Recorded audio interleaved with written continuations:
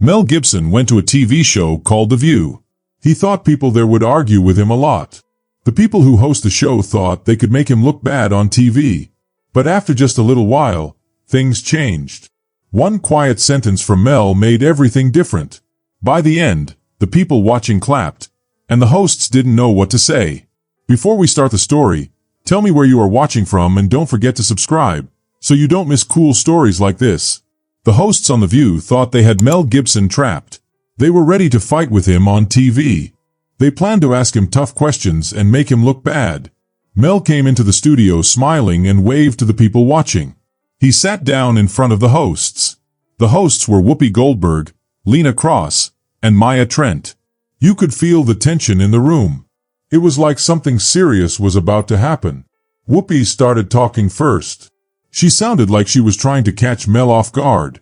She said, "Mel, you have said you want to put a big tax, a 100% tariff, on movies from other countries. Do you really think stopping people from watching other countries' movies and focusing only on American ones is a good idea?" People in the audience laughed nervously. The camera showed Mel's face. He looked calm and didn't blink. He said slowly, "I want to help American workers. That is not stopping people from watching movies. It's about survival." There was a quiet pause. Lena got louder. "You say you want to protect jobs. But isn't this just like what President Trump wants? Why do you want this now, and why do you?" Mel looked at her and spoke slowly. "I have worked in Hollywood for a very long time. When people stop caring about the people who make movies, the actors, the crew, the neighborhoods, Hollywood becomes like a slave to other countries. It stops caring about its own culture." Some people in the audience clapped. Others stayed quiet. Maya looked at Mel with a serious face. She said, "You talk about culture, Mel, but you have said mean and hurtful things before. Some people think you are racist and sexist.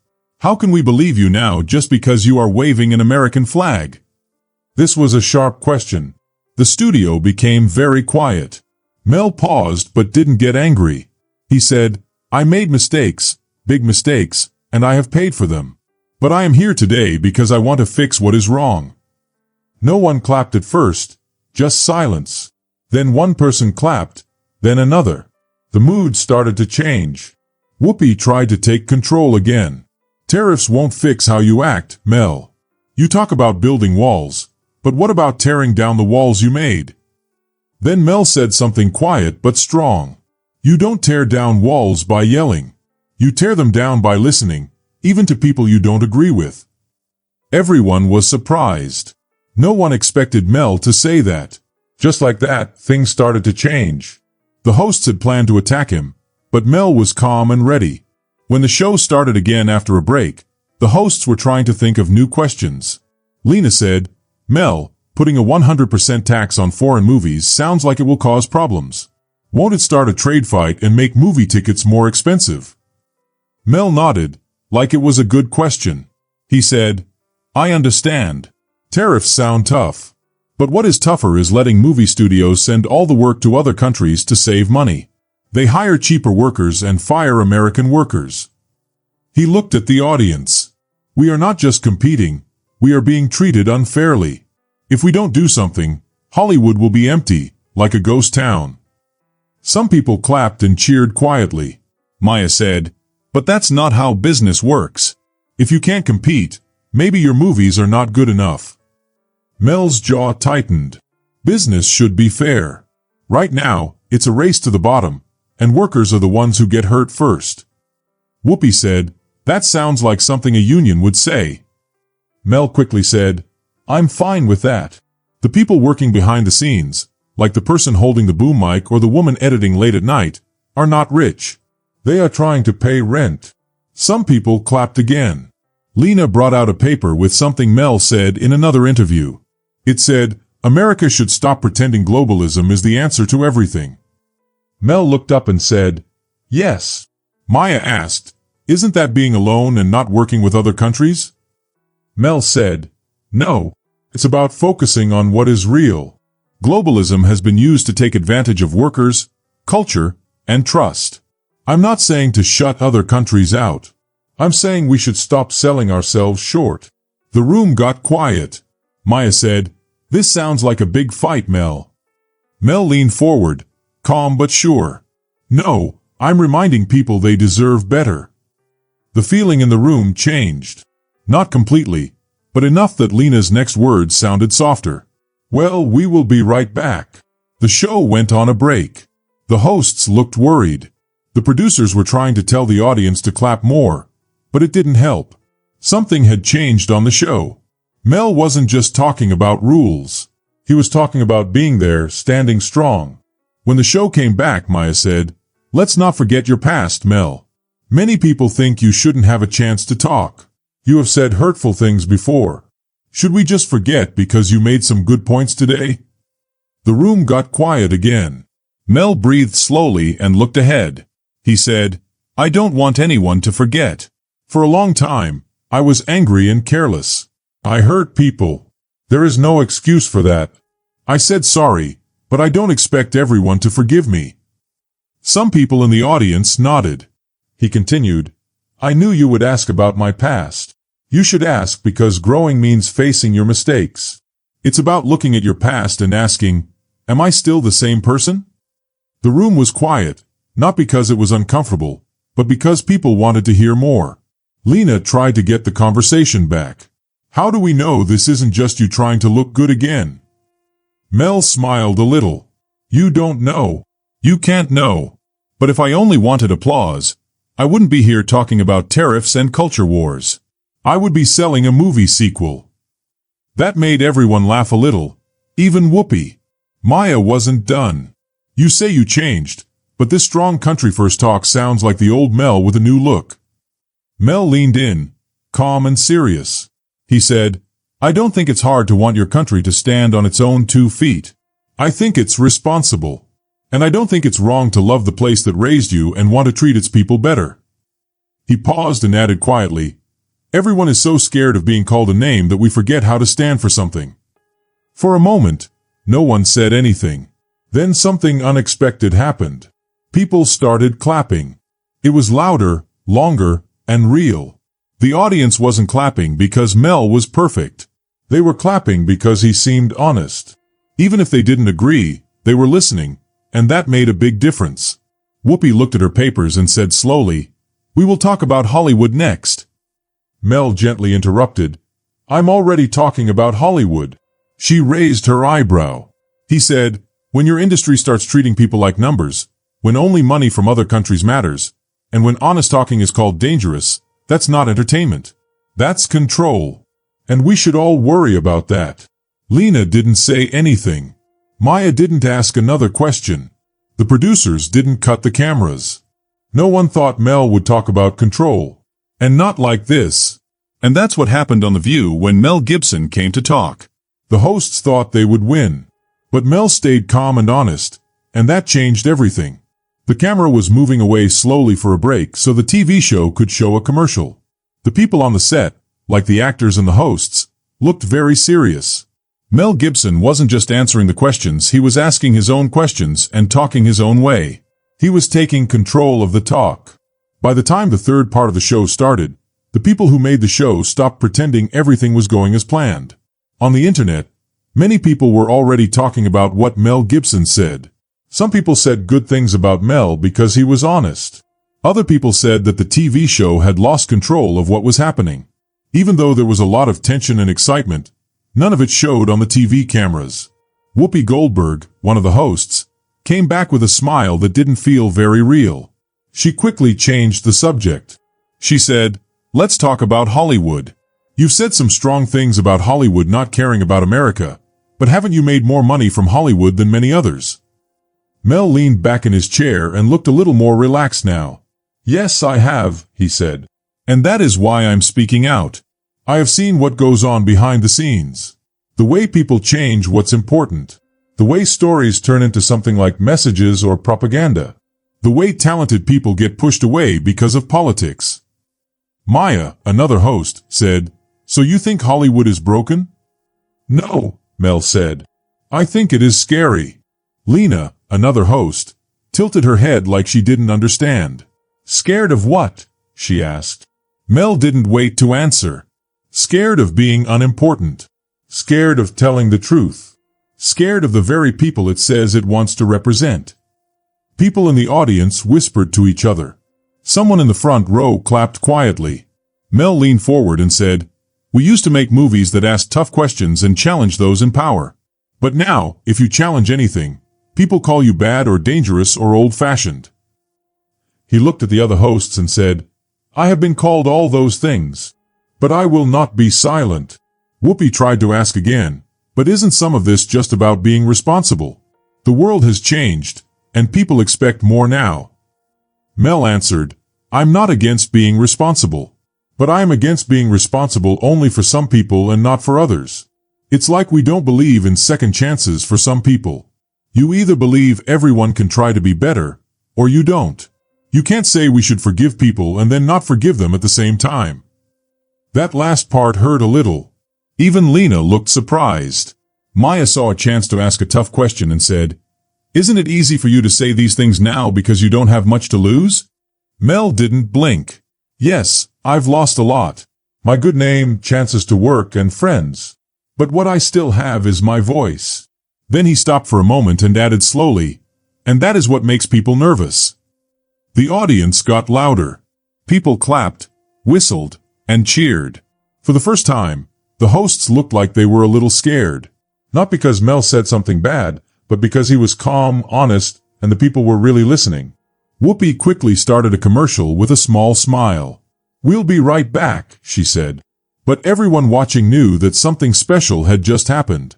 When the show came back from the break, the studio looked the same but felt very different. The people watching and the people in the studio were not there for a show anymore. They were paying close attention. They crossed their arms and frowned, but not because they were angry. They were thinking hard. You could feel it in the air. Something special was happening. Lena looked a little unsure and tried to change the subject. "Okay, let's stop talking about politics for a bit," she said. "Let's talk about your career. You have had big successes and very public problems. Why did you come back now?"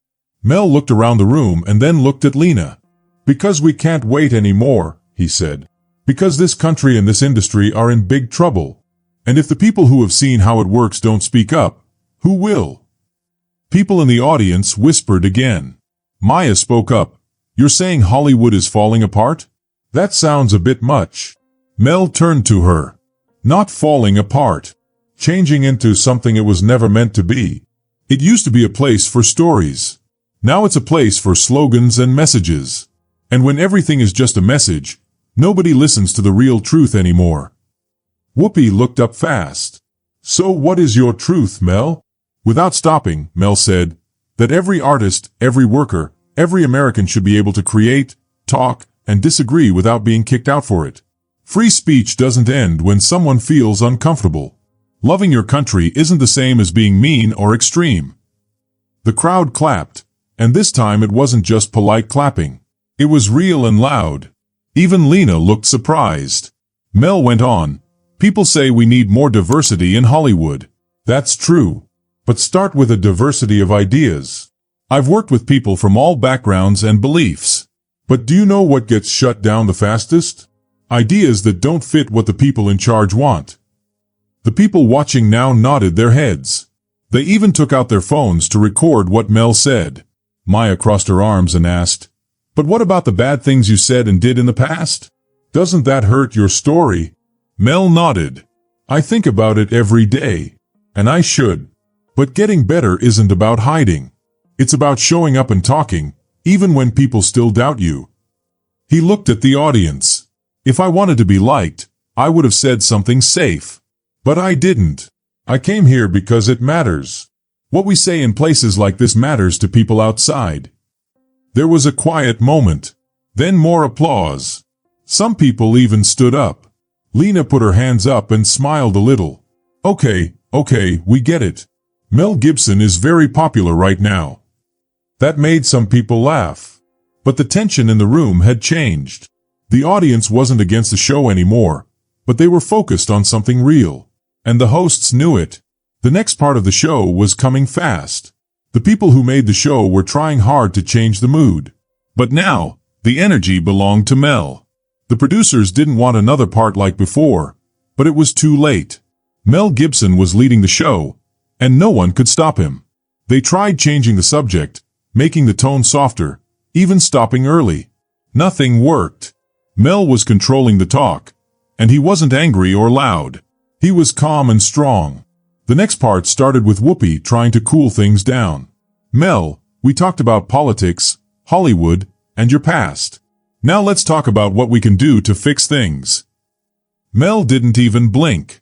We need the truth, he said. Even if it is hard to hear. Especially if it is hard to hear.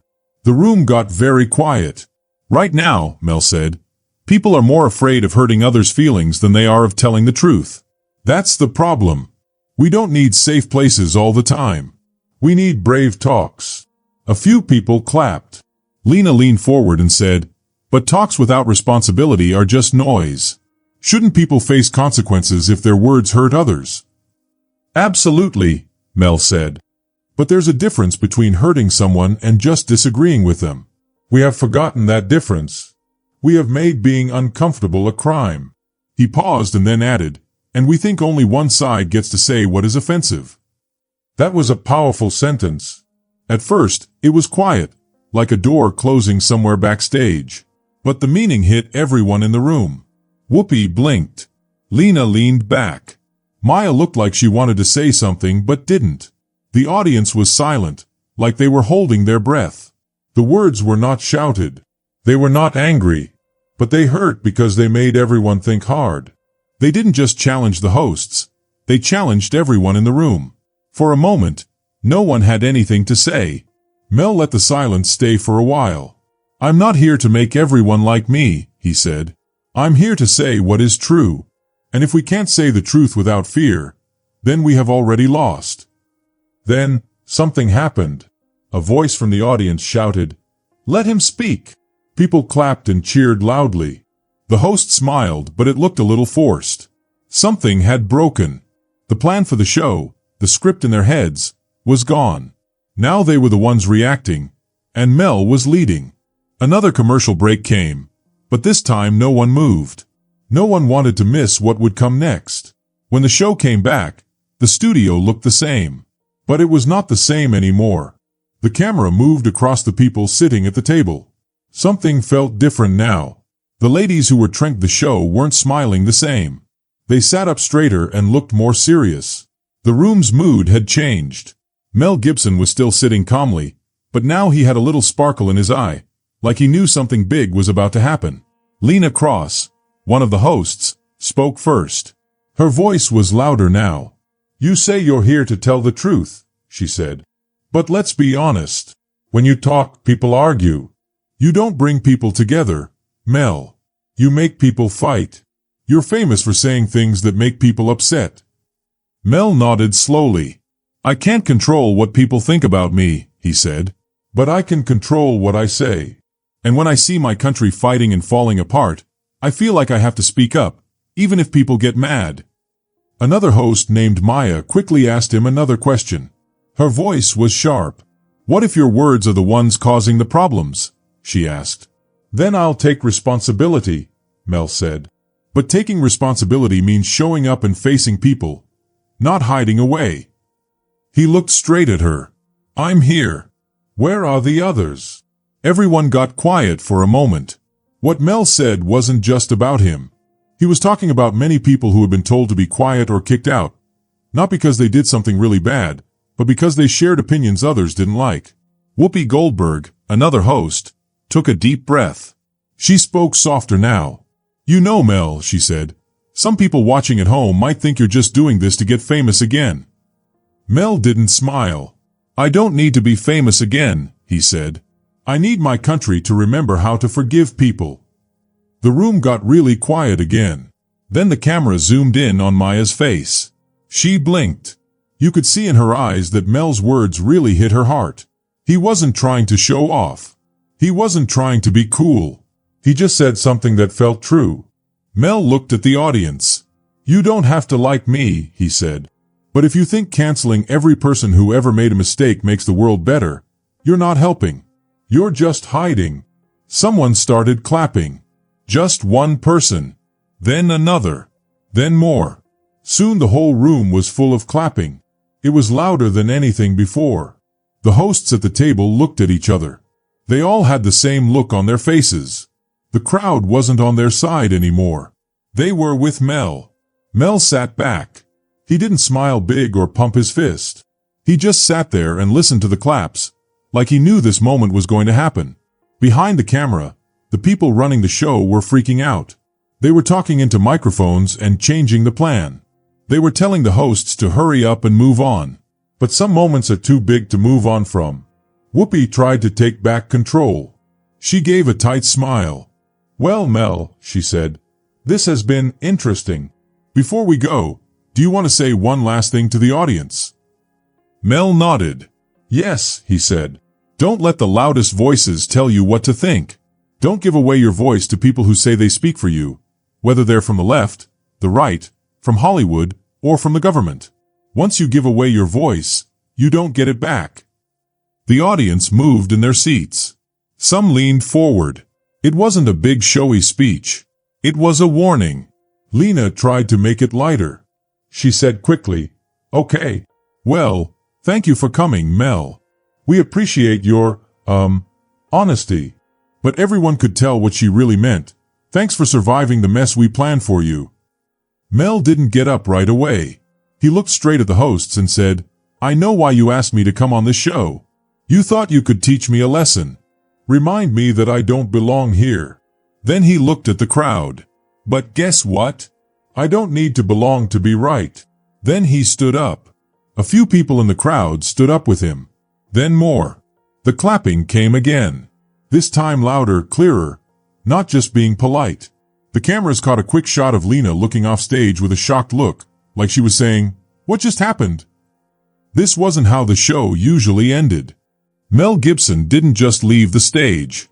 He left behind a show in total surprise. Emotionally, mentally, and for their reputation. The credits rolled and the theme music played. But the hosts didn't look happy. They looked shocked.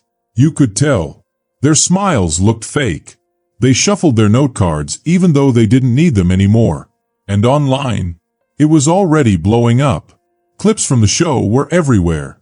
Little videos of Mel answering Maya, or challenging Whoopi, or standing up while the crowd stood with him. It wasn't just getting shared. It was exploding. On Twitter and social media, people from both sides were talking. Some said, "Mel told the truth. He was brave. He showed up and said what a lot of us are thinking." Others said, "It was just a planned move to get attention. He said things in a calm voice but still tried to poke the hosts." But here's what everyone agreed on. Nobody was talking about The View's usual message. They were all talking about Mel's. By the afternoon, news websites had written about it. "Mel Gibson takes over The View and wins the crowd," one said. "Gibson leaves host speechless," said another. "Is daytime TV ready for honest debate?" asked a third. Meanwhile, back at the studio, people were feeling the shock. Producers sat together, watching the videos again and again. They had to decide which clips to post on their YouTube page and which ones to quietly ignore. Interns were reading all the comments. Most of the people online were saying, "Mel was right." A leaked email from someone on the team said it clearly. "We thought we could trap him. Instead, he turned the mirror on us." Lena was super angry. Not because she didn't disagree with Mel, she always had, but because he didn't mess up. He didn't get nervous. He didn't shout. He stayed calm the whole time. Maya didn't say a word as she left the studio. No social media posts. No message to the press. Even Whoopi, who had done hundreds of interviews before, was heard whispering to a producer, "He didn't fall for it." And that scared them. Mel. He was gone. No follow-up interview. No tweets. No press tour. Just silence. He had said what he wanted to say. And then he disappeared. That silence made everything he said feel even louder. By that night, even funny late-night shows were talking about it. Some joked about him.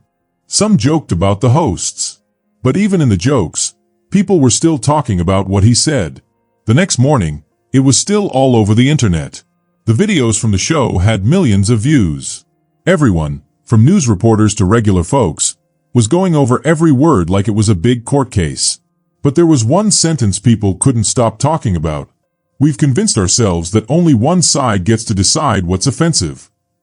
It was repeated again and again. Not because it was wild or strange, but because it felt true. Even people who didn't like Mel said, "Okay, that part made sense." He didn't yell. He didn't hide from hard questions. He didn't fall apart under pressure. He walked into a place where people usually get torn apart. And instead, he showed everyone that truth can still win if you say it clearly and calmly. And the biggest change? It didn't happen on TV. It happened in people's homes. Families who had stopped talking about these things started watching the clip together. They didn't all agree, but they talked. They listened. They debated. And isn't that what the show says it wants? Even some people who didn't like Mel before went online and said, "I'm not a fan of his, but today he was braver than most people on TV." One man from a movie crew said, "He said what we're all thinking, and he didn't do it to be mean." That's rare. The View didn't say much after that. No big highlight videos. No behind-the-scenes jokes. Just a short tweet saying thanks to Mel for the conversation. That tweet got a lot of replies. Many of them not happy. And Mel? He didn't say anything after. No new videos. No messages. Nothing. Because maybe, just maybe, the point wasn't to stay in the spotlight. It was to say something true. Say it once. Say it clearly. And leave it behind. In a world full of shouting, one calm voice had cut through. And maybe that's why it mattered. He didn't win by yelling. He won by listening and by being heard. If you like this story, tell me in the comments. Don't forget to subscribe for more fun adventures and mysteries. Thanks for watching. See you in the next video.